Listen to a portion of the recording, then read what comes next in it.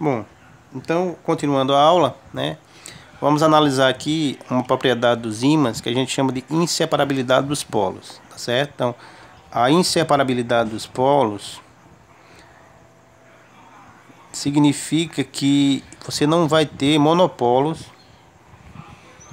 nos ímãs, assim como você tem nos objetos eletrizados. E nos objetos eletrizados, ou na eletricidade, você vai ter uma carga positiva que pode estar isolada, ou uma carga negativa que também pode estar isolada. Então, isso aí a gente chama de monopolo, né? No caso dos ímãs, não. Se você tem um ímã, automaticamente você vai ter um polo norte, automaticamente você vai ter um polo norte, e você vai ter um polo sul, certo? Então eu não posso dividir o polo norte do polo sul, porque na hora que eu cortar esse ímã no meio, esse pedaço, novo pedaço aqui, ó, esse novo pedaço aqui, ele vai se transformar num pedaço menor, certo? Só que agora ele vai ter um polo norte novo, um polo norte novo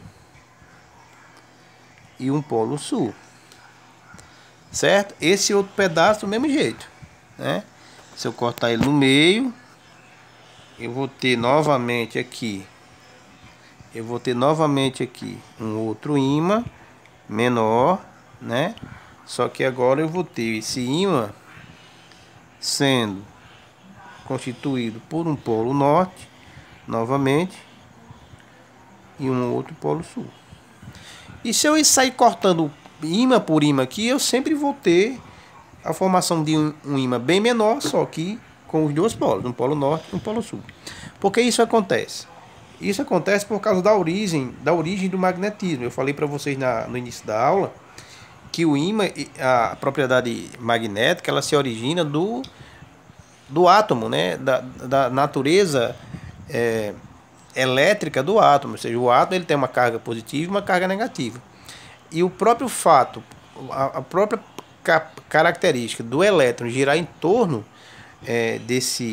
dessa parte positiva, que é o núcleo do átomo, gera um campo magnético, né? Mesmo que eu consiga separar o elétron do átomo, eu ainda vou ter o próprio elétron sendo um gerador de campo magnético, já que ele próprio gira em torno dele mesmo. E ao girar em torno dele mesmo, ele gira um campo magnético. Ele produz um campo magnético. Logo, meu querido, não tem como você destruir essa propriedade magnética constante dos ímãs. Porque sempre que você corta o pedaço do ímã, você origina um outro ímã, certo? Uma outra característica interessante é que se eu cortar esse ímã aqui no meio, como eu falei para vocês, cortei no meio esse ímã, eu vou produzir um outro ímã com um polo norte e um polo sul, não é isso? Só que eles vão se atrair, né? Ou seja, esse polo norte aqui, esse pedaço que é o norte aqui, vai se transformar nesse que é norte e sul. Então eles vão sofrer uma atração entre os dois. Esse sul vai produzir um outro pedaço, que vai ser um norte e um sul, que vão também se atrair entre si.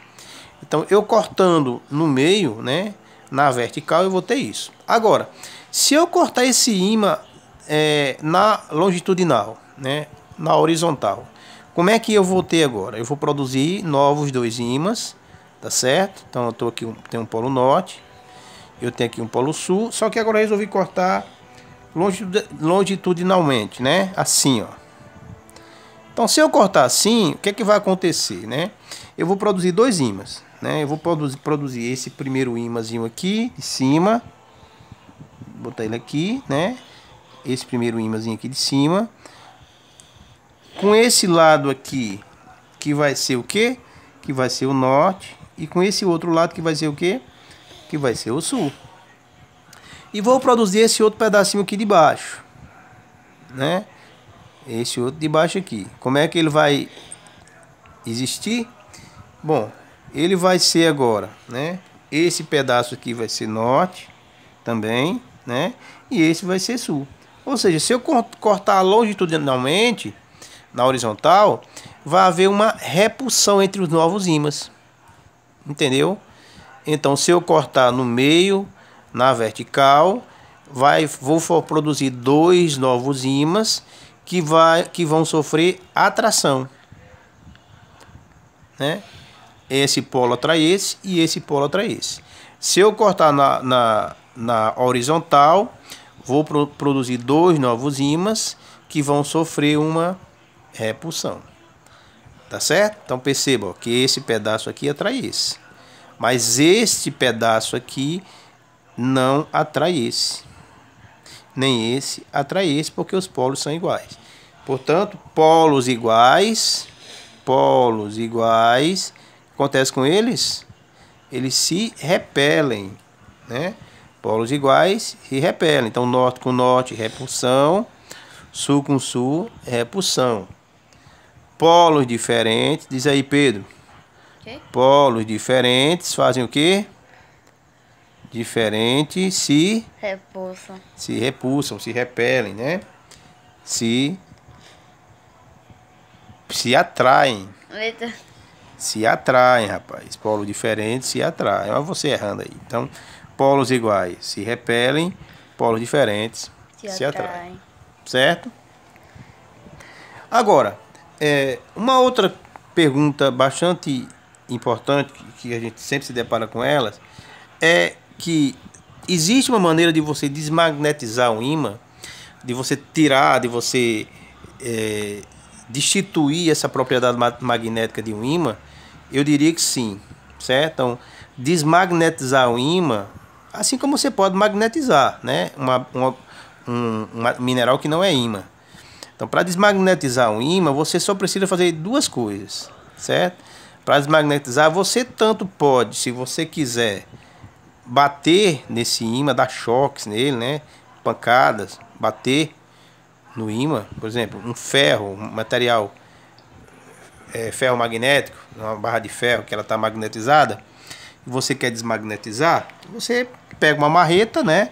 E dá umas pancadas nesse ferro, você vai desorientar aqueles domínios magnéticos, eles vão se desorganizar em termos de direção, e aí você não vai ter mais uma predominância numa direção desses domínios magnéticos, consequentemente você não vai ter mais a propriedade magnética. Então seria uma alternativa. A outra alternativa, você poderia aquecer o material, certo? Na hora que você aquece o material ferromagnético, o material magnetizado, você desorganiza esses domínios magnéticos e porque as partículas começam a vibrar com uma desordem maior, e também o resultado disso é a perca da propriedade magnética, tá certo? Por exemplo, o ferro, né, que é tão comum no nosso dia a dia, ele tem um ponto que a gente chama de ponto de Courrier. O ponto de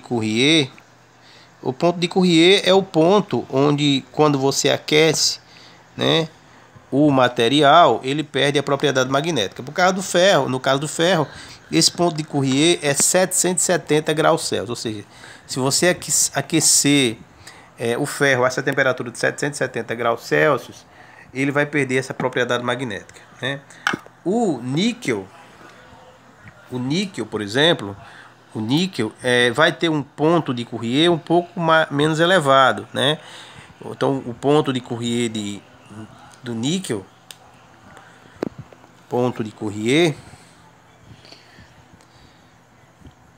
lembrando que esse ponto de Courrier é a temperatura em que ocorre a desmagnetização. Então, do níquel é 365 graus Celsius. Tá certo? Então, lembre disso. Desmagnetizar um ímã você pode fazer de duas maneiras. Você pode dar pancadas no material, desmagnetiza, ou você pode aquecer o material até o ponto de Courrier, que é uma temperatura em que o material perde essa propriedade magnética. Tá certo? Uma outra propriedade, uma outra característica interessante dos ímãs, né? Então lembre que o ímã, ele sempre terá, não esqueçam disso, um polo norte e um polo sul, tá certo? E esses polos, eles interagem entre si de que forma? Na forma de atração. Então esse polo norte sempre atrai o polo sul e vice-versa, tá certo? Se eu pegar um outro ímã e apontar a parte norte do ímã para a parte norte desse ímã, eles vão se repudiar, eles vão se afastar. Se eu pegar a parte sul do outro ímã e apontar para essa parte norte, eles vão se atrair. Tá certo? Existe aqui nessa interação desse ímã, né, dos ímãs, o que nós chamamos de linhas de força. Então, as linhas de força são vetores, né, que nós conhecemos nos ímãs, que sempre vão apontar, sempre vão sair do polo norte na direção do polo sul. Ou seja, as linhas de forças, elas têm a mesma direção do campo magnético, tá certo?